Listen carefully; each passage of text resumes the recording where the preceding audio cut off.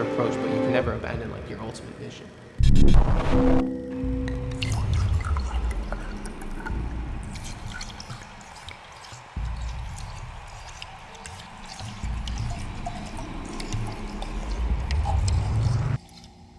How do you deal with the everyday repetitiveness of not being able to perform to your highest level, but knowing you'll never get there again?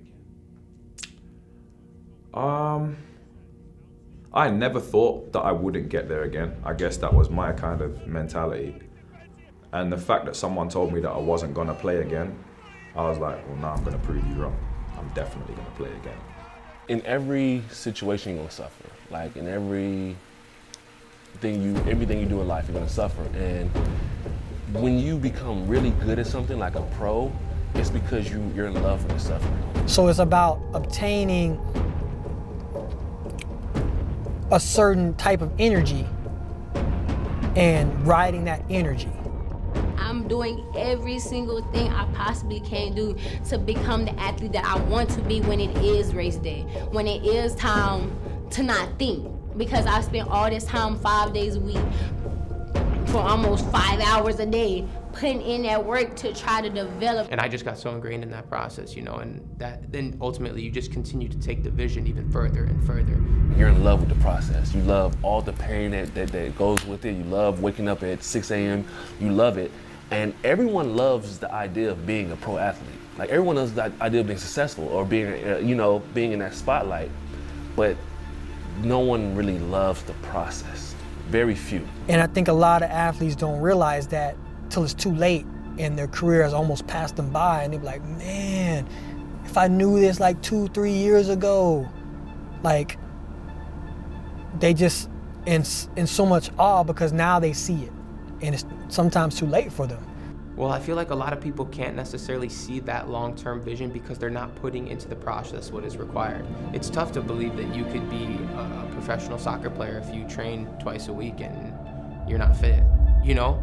So like once you really start to ingrain yourself in the process and start to develop a new identity, you know, that will ultimately build your belief.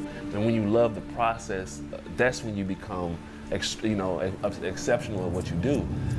I got to the point where my suffering wasn't worth it anymore. So now, like when I'm out there and I can score and I'm in the stadium and like just to feel that, you know, I had been feeling that potential feeling my whole life, you know, and there's nothing that beats that feeling. Like, really, there's not. Earning something and getting that reward is like ultimately what drives any like highly successful and driven individual. So that was my head, that was where I was working. I feel that if you want to be something in life, you know, you're going to have adversity. So I looked at that as that was my adversity. If you don't believe that you can get to where you're trying to go, even in spite of all the odds, in spite of all of your doubts, in spite of all your fears, you're not going to act and do what's necessary to get there.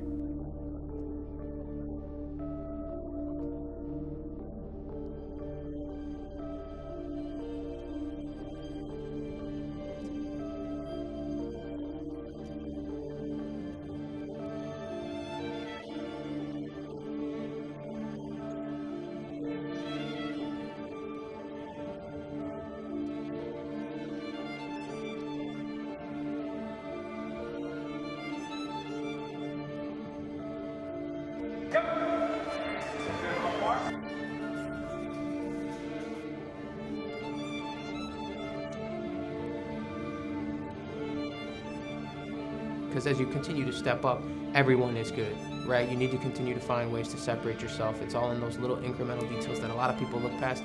I don't look past a lot of the details. I'm in there, I'm trying to get every little competitive advantage that I can get.